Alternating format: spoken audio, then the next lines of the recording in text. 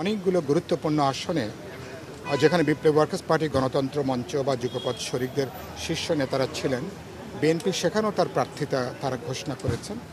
এগুলো মিলে বা এক ধরনের মনস্তাত্ত্বিক দূরত্ব তৈরি হয়েছে। ইতিমধ্যে আমরা এক দফা বসছিলাম, আলাপ আলোচনা হয়েছে এবং আলাপ আলোচনা করে আমরা একটা বোঝাপড়ার ভিত্তিতে, একটা সমঝোতার ভিত্তিতে আমরা আগামী জাতীয় নির্বাচন করব। সাধারণভাবে এরকম একটা ঐক্যমতের জায়গাটা তৈরি হয়েছে। আমি বিশ্বাস করি বিএনপি একলা চলোর যে কৌশল, সেই কৌশল বিএনপি নিশ্চয় অনুসরণ করবে না। কারণ আমরা একলা চলো রাজনৈতিক ঝুঁকিটা অনেক বড়। সামনে যে রাজনৈতিক অবস্থান এবং নির্বাচন এবং গণভোটের পরে যে রাজনৈতিক পরিস্থিতি তৈরি হবে, তাতে আসলে এই ঐক্যটাকে চোখের মনির মতন করে ঐক্যটাকে ধরে রাখা দরকার। আমার মনে হয় যে যেটুকু আলাপ আলোচনা করে আমরা বোঝাপড়া করতে পারবো এবং বিপ্লবী ওয়ার্কার্স পার্টি, গণতন্ত্র মঞ্চ সহ যারা গুরুত্বপূর্ণ স্টেক হোল্ডার আছেন তাদের আসনগুলোর ব্যাপারেও আমরা একটা ঐক্যবদ্ধ জায়গায়, একটা সমঝোতার জায়গায় আমরা আসতে পারি। আজ থেকে 1.5 মাস আগে আমরা বিএনপিকে বলেছিলাম যে প্রথমত গণতন্ত্র মঞ্চের শীর্ষ নেতারা তাদের আসনের ব্যাপারে একটা চূড়ান্ত সমঝোতায় আসার জন্য। বিএনপি তাদের প্রার্থিতা ঘোষণা করার আগে এ ব্যাপারে আমাদেরকে স্পষ্টভাবে কোনো কিছু জানাতে পারেননি, ফলে একটা অস্বস্তি তৈরি হয়েছে, এক ধরনের ক্ষোভের জায়গাটা তৈরি হয়েছে।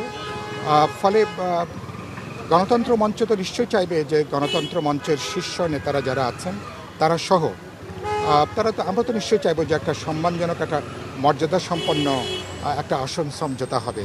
এবং আমি ইতিমধ্যে বিএনপি নেতৃবৃন্দকে বলেছি, আসনের ব্যাপারটা এটা কোনো তরফ থেকে কোনো দয়া দাক্ষিণ্যের কোনো বিষয় না। এটা মর্যাদার প্রশ্ন, সম্মানের প্রশ্ন। এটা লড়াইয়ের অংশীদারদেরকে আপনি তাদেরকে পরিপূর্ণ মর্যাদা দেবেন, তাদের আগামী জাতীয় সংসদে লড়াইয়ের মানুষগুলো যাতে প্রতিনিধিত্ব করতে পারেন, লড়াইয়ের ঐক্যটা যাতে আগামী সংসদেও থাকে এবং পরবর্তী গণতান্ত্রিক উত্তরণও যাতে তার একটা ম্যানিফেস্টেশন ঘটে, এটা নিশ্চয়ই আমরা দেখতে চাইব। সংখ্যাটা বোঝা যাবে আমরা আলাপ আলোচনা করবার পরে। সংখ্যাটা ধরুন এটা 10 হতে পারে, কি 15 হতে পারে, 20 হতে পারে।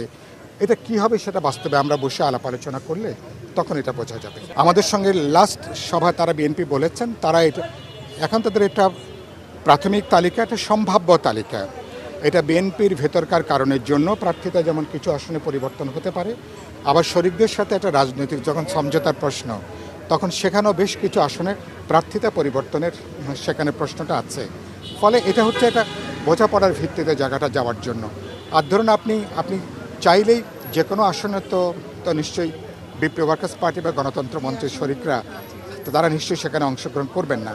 যেখানে পরিচিতি আছে, সংগঠন আছে, অবস্থান আছে, যেখানে জনগণের মধ্যে আমাদের এক ধরনের ভিত্তি আছে, তো নিশ্চয়ই সেগুলো আমাদের অগ্রাধিকারের তালিকায় থাকবে।